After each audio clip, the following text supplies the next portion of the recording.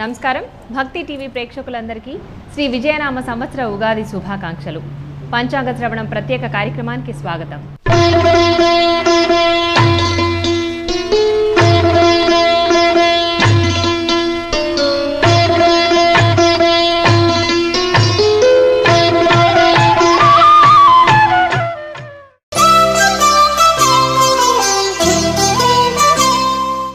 తిథి, వారం, నక్షత్రం, యోగం, కరణం ఈ 5 అంశాల కదంబమే పంచాంగం.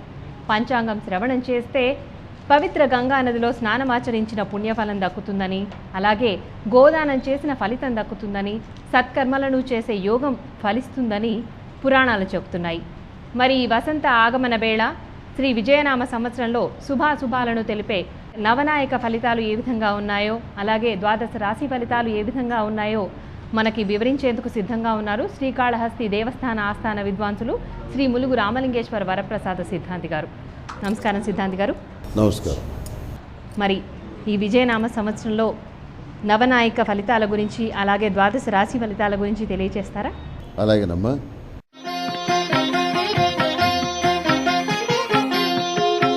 ఈ నవనాయక ఫలితం అంటే ఈ విజయనామ సంవత్సరానికి రాజ్యాధిపత్యం గురువుకు వచ్చింది.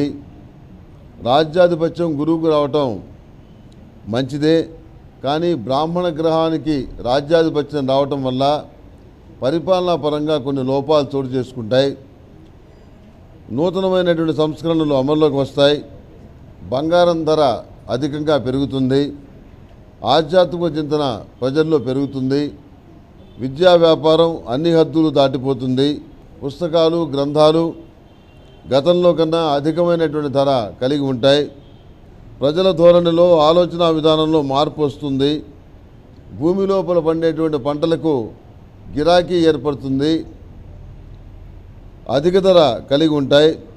పేద మధ్యతరగతి విద్యార్థులు, గ్రామీణ ప్రాంత విద్యార్థులు చదువులు అఖండ ఖ్యాతి సాధించి చదువుకి కుల, మత, వర్గ, ప్రాంతీయ భేదాలు లేవని చెప్పి నిరూపిస్తారు.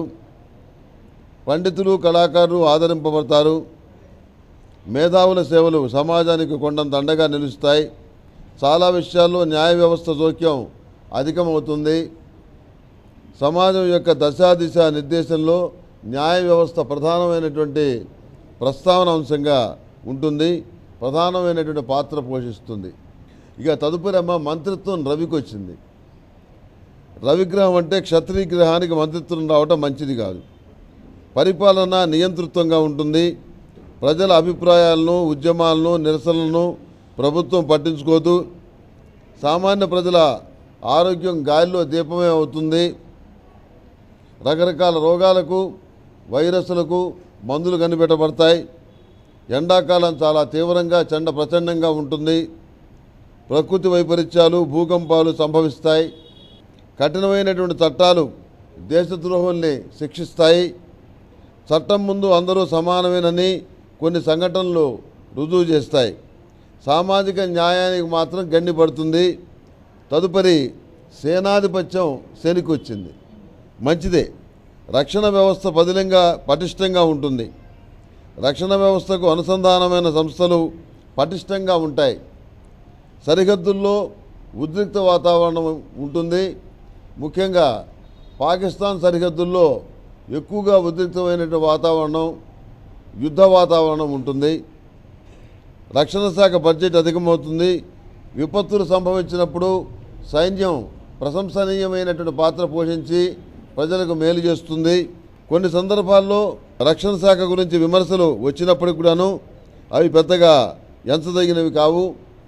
దేశ రహస్యాలు గుప్తంగా, నిక్షిప్తంగా ఉంటాయి.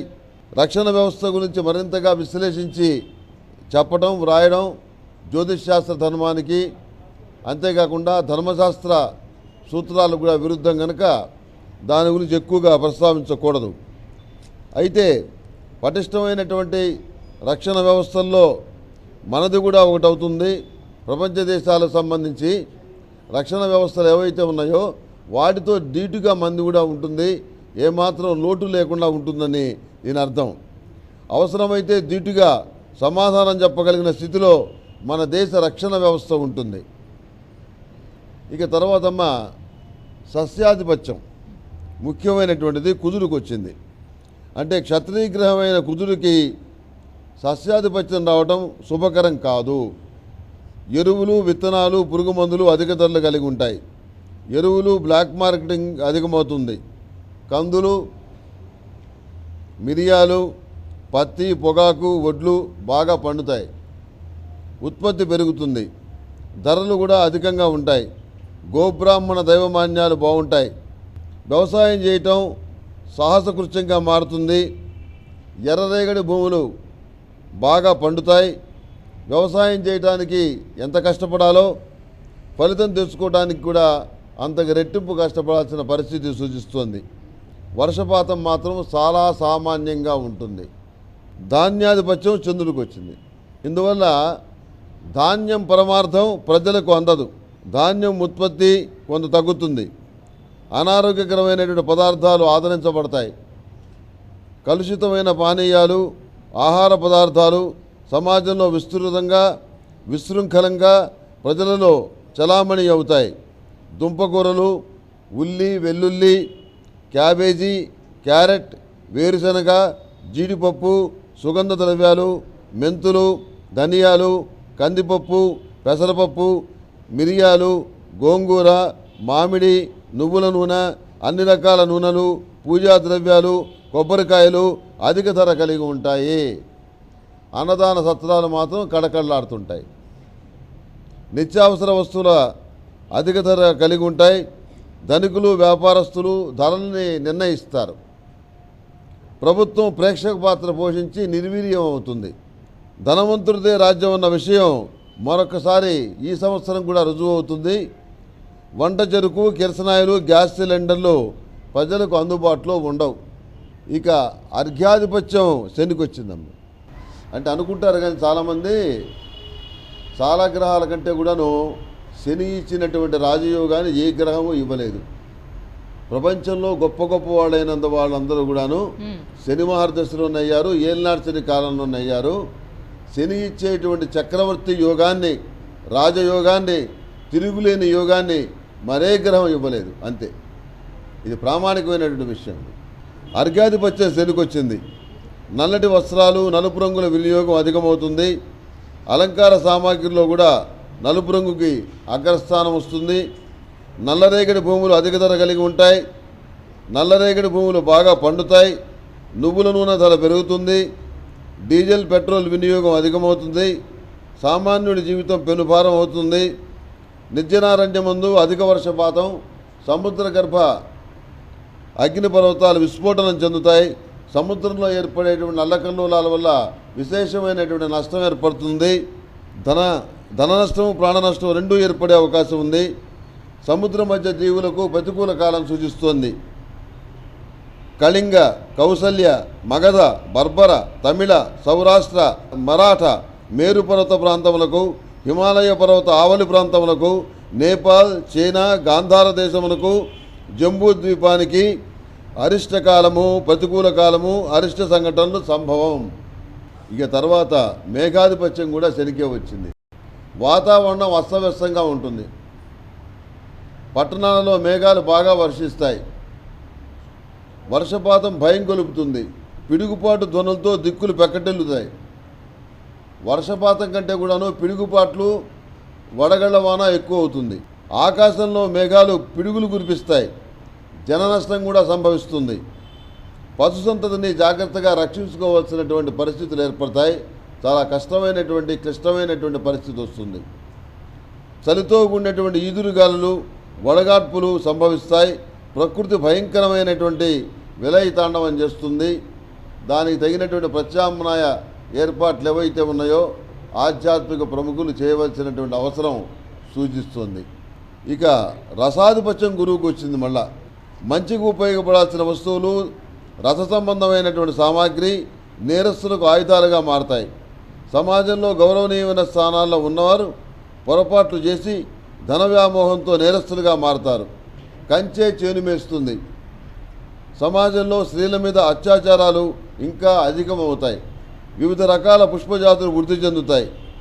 మామిడి, దానిమ్మ లాంటి మొదలైనటువంటి మధుర ఫలాలు అభివృద్ధితో పాటు విషాముష్టి చెట్లు, గంజాయి మొక్కలు, మాదక ద్రవ్యాలు కూడా వృద్ధి చెందుతాయి. గోశాలల అభివృద్ధి, తులసీ వనాల అభివృద్ధి కూడా చాలా బాగుంటుంది. ప్రజలలో ఆధ్యాత్మిక చింతన పెరుగుతుంది. దొంగ స్వామీజీల ఆగడాలకు అంతు పొంతు లేకుండా పోతుంది. దొంగ స్వామీజీలు సొంత సామ్రాజ్యాలు ఏర్పరచుకొని ప్రజలని నిష్కారణంగా, అమాయకమైనటువంటి జనాన్ని నిష్కారణంగా దోచుకుంటారు.